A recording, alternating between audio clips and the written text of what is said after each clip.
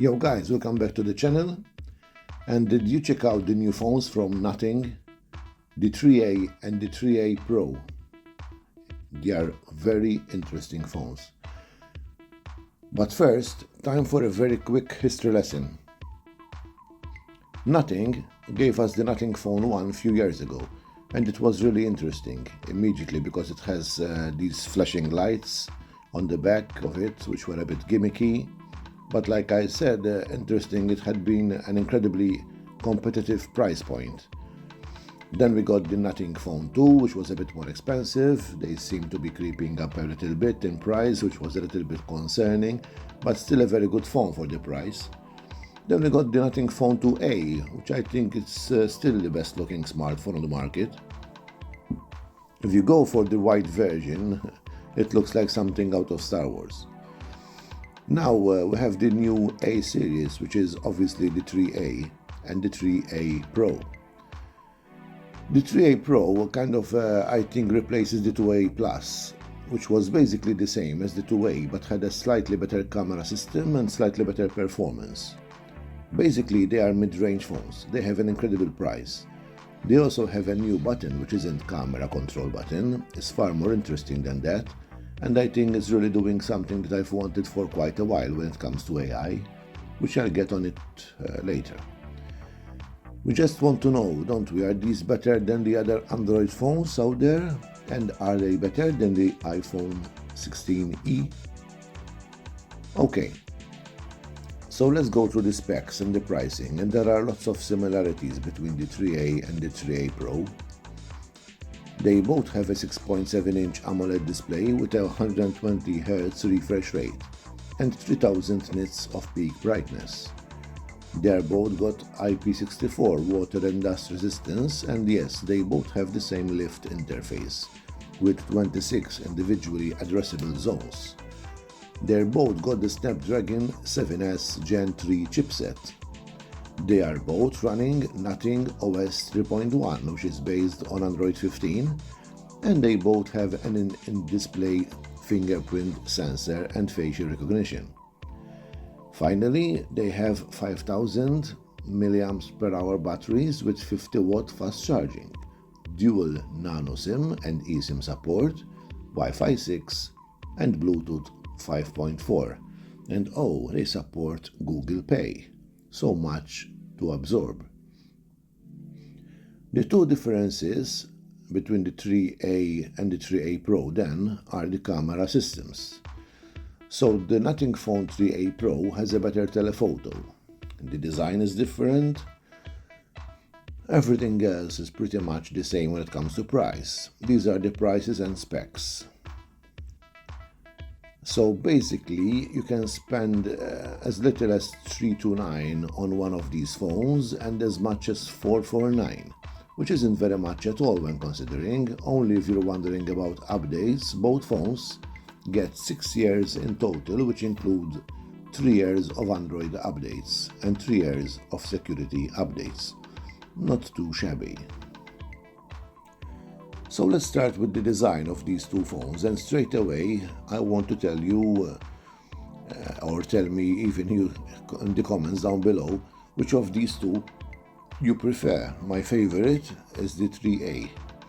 I just think it's got a bit more character.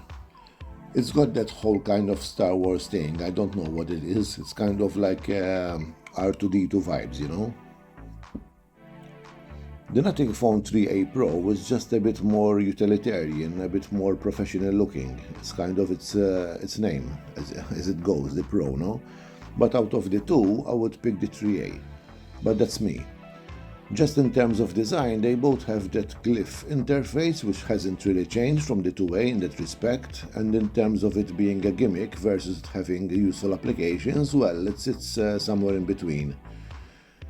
There are some interesting things that you can do with it, like set the glyph to indicate how long time it has left, obviously notifications when the phone rings, they can flash, and there is lots of different things you can build into it, which is definitely worth playing around with the glyphs. And then there's just the fact that it's quite cool, and just you can set it, for instance, to when you turn your phone over and put it face down on the table, it flashes.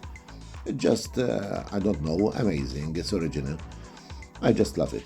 As for the rest of the design, they are very, very nice feeling phones. They are basically the same. They are the same size, they're using the same materials, and they have a kind of matte finish around the sides. Okay, so let's talk about the display.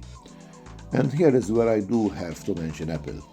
I'm afraid they are fantastic displays on these two very well priced phones, and they have 120Hz refresh rates because, like every Android manufacturer, nothing hasn't backed itself into a corner with this and made that, high refresh rate setting for professional expensive phones professional. You know what I mean? Basically, one spending 329 got a better display than what he gets on the 699 or 899 iPhone 16e, which is madness. They've got a button.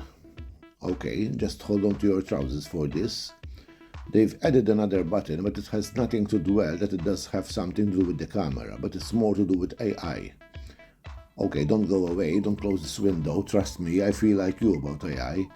It's incredibly boring at times and incredibly oversaturated in terms of smartphone features, but nothing has added a dedicated button for an AI-based feature, which is that word again really interesting, and I will get to that later. The camera system is where these two phones start to differ. Quite a sensible smart choice with this in terms of the way they have differentiated the 3A Pro from the 3A. I think it makes a lot of sense.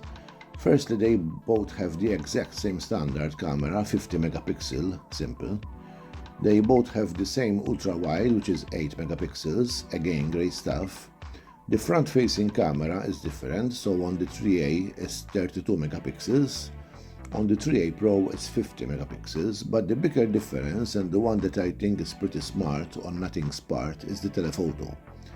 So the telephoto on the 3A is a Samsung sensor, and it goes as far as 2 times optical and 30 times digital zoom. While on the 3A Pro, it's a Sony sensor, and it goes up to 3 times optical and 60 times ultra zoom, which may not sound like a lot, but it's actually noticeable. In terms of the reach that you get from both of these phones and Nothing Phone, 3A Pro is just a bit further and a bit better. And yes, it would be great to have 5 times optical zoom.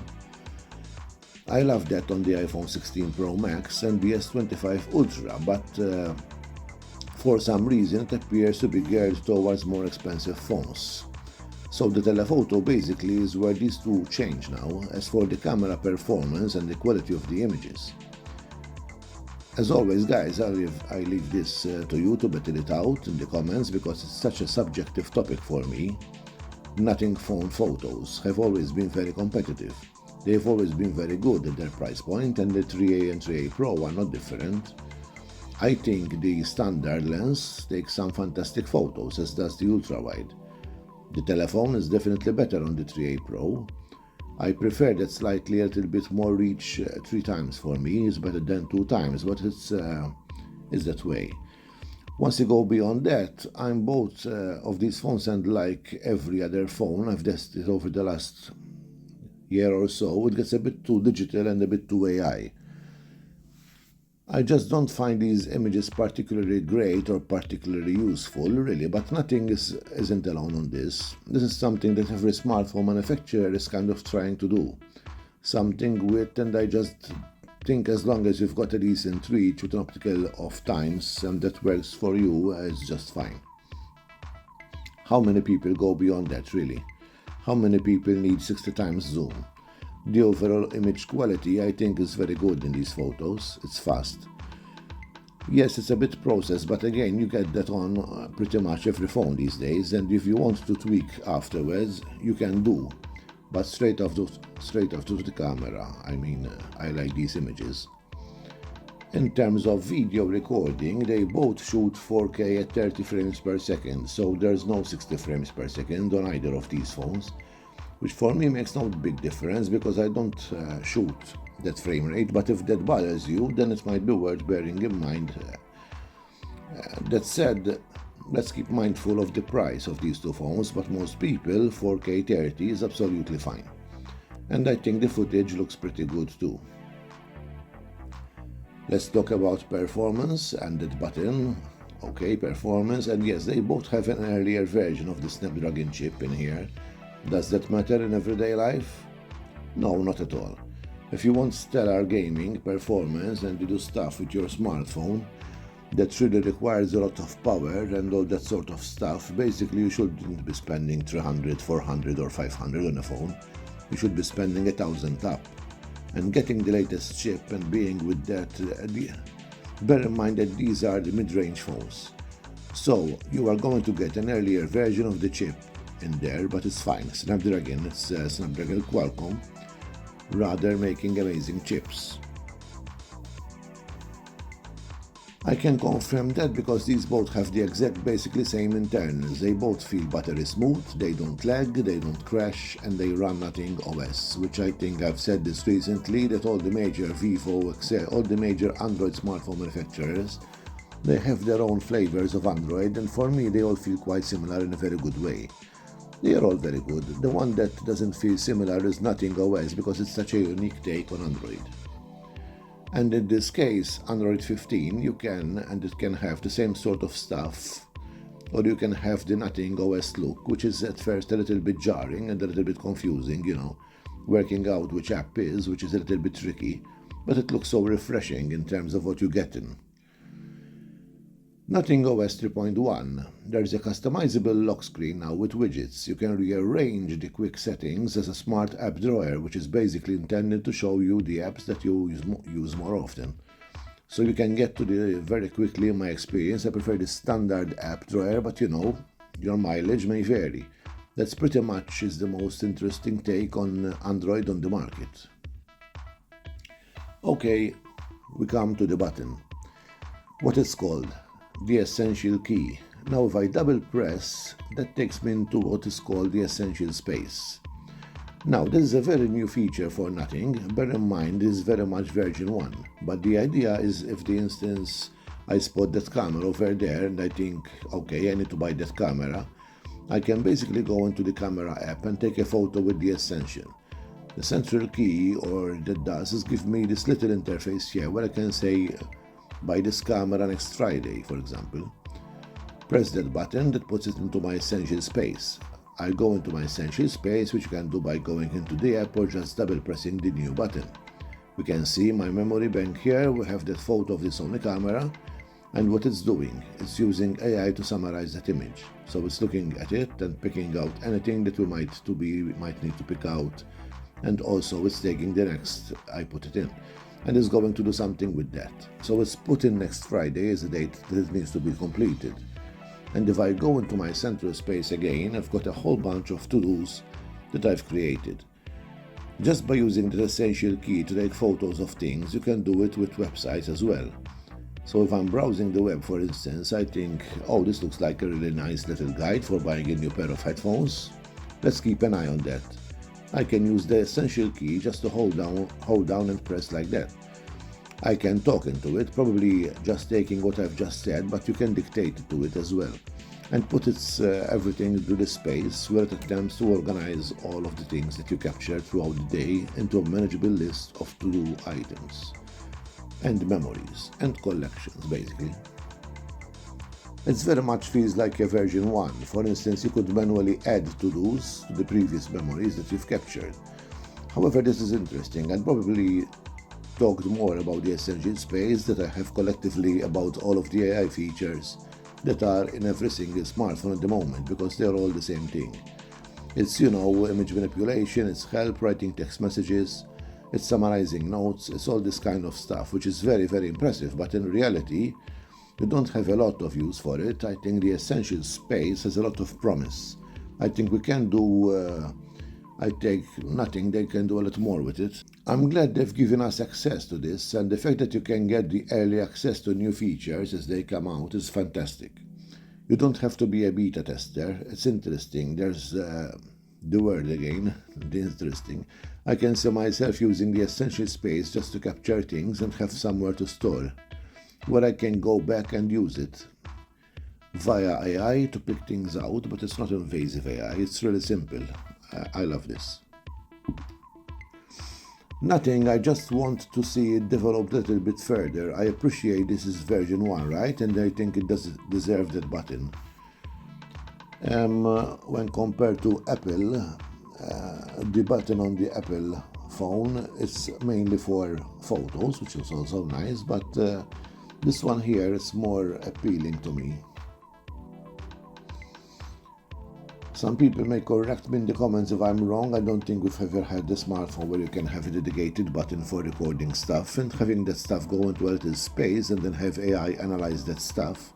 It turns it into useful to-do lists, and it's a really smart idea.